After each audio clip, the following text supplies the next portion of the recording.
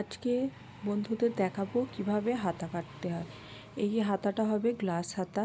তো আমার একটা কাস্টমারের ব্লাউজ এবং সেই হাতাটাই আমি আজকে কাটছি, সেটাই তোমাদের আমি শেয়ার করছি। প্রথমে কাপড়টা দেখো অসমান ছিল, সেটা করে একটা লাইন টেনে নিলাম।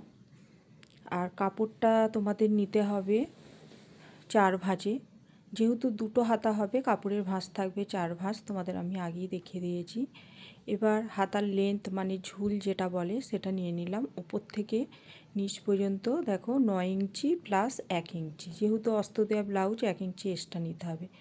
হাতার ঝুল যেখান থেকে নিয়েছিলাম উপর থেকে, তারপর 3 ইঞ্চি নিচে শেপ দেওয়ার জন্য একটা লম্বা করে লাইন টেনে দিলাম। এই লম্বা লাইনটা হবে মোহরার মাপ। আর এখানে আমার কাস্টমারের মোহরা আছে 14, তাকে 2 দিয়ে ভাগ করে 7 হয়েছে, 7 নিলাম। এবার সাথে সাথে মার্জিন মানে এক্সট্রা কাপড় যেটাকে বলা হয় সেটা নিলাম 1.5 ইঞ্চি। তোমাদের আমি বুঝিয়ে দিচ্ছি বা দেখিয়ে দিচ্ছি, তোমরা একটু দেখে নাও। তারপরে হাতার ঝুল মানে লেন্থ যেখানে শেষ হয় সেখানে মুহুরির মাপ নিতে হয়। মুহুরির মাপ নিলাম 4.5 ইঞ্চি, তার সাথে মার্জিনের জন্য 1.5 ইঞ্চি এক্সট্রা নিয়ে নিলাম। এবার দুটো দাগকে মিলিয়ে দিতে হবে, মোহরার সাথে মুহুরি। প্রথমে আসল মোহরা আসল মুহুরি একসঙ্গে মিলিয়ে দিলাম, তারপরে মার্জিনের কাপড়টা মিলিয়ে দিলাম। এইভাবে স্কেলের সাহায্যে করতে হবে যাতে কোনো অসুবিধা না হয়, লাইন বেঁকে না যায়। তারপরে ঝুল যেখান থেকে নিয়েছিলাম উপর থেকে, সেই সোজা আসল মোহরা পর্যন্ত একটি লম্বা লাইন টেনে দিলাম, তোমরা দেখতেই পাচ্ছ। তারপরে উপরে 2.5 ইঞ্চিতে একটা দাগ টেনে নিলাম, সেইখান থেকে মোহরার শেপটা দেব। এই শেপটা অবশ্যই দিতে হবে বন্ধুরা, যেহেতু আমাদের মোহরা মানে হচ্ছে বগল। বগল যেহেতু আমাদের রাউন্ড, তো আমাদের এখানটাও রাউন্ড টাইপের শেপ দিতে হবে।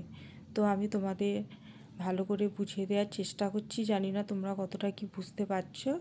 যদি মনে হয় আমার এই ভিডিওটা তোমাদের কাজে লেগেছে তো প্লিজ একটা লাইক, কমেন্ট ও শেয়ার করে দিও। আর কোথাও যদি তোমাদের বুঝতে অসুবিধা হয় কমেন্টের মাধ্যমে আমাকে জানিও, আমি তোমাদের পরের বার আবার ভালো করে দেখিয়ে দেব। তারপরে দাগ অনুযায়ী আমি এটা কাটিং করে নিচ্ছি, দেখতেই পাচ্ছ তোমরা, এইভাবে কাটিং করে নেবে।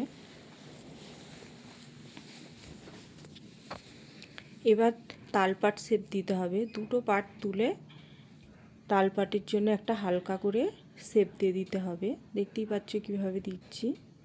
এবার কাঁচি দিয়ে ওই শেপটাকে হালকা করে কেটে নিতে হবে। তো আমি এইভাবে কেটে নিলাম, কাটার পর তোমাদের দেখাচ্ছি কেমন দেখতে হয় শেপটা। দেখতেই পাচ্ছ পিছন বডি থেকে সামনের শেপটা একটু ভিতর দিকে কাটা আছে। আর দুটো পাট তুলে একটা লাইন টেনে দিলাম, যেহেতু এটা অস্ত দেওয়া ব্লাউজ অবশ্যই দাগ দিতে হবে দুটো পাটে, না হলে একটা পাটেরই হয়ে যাবে দুটো হাতা।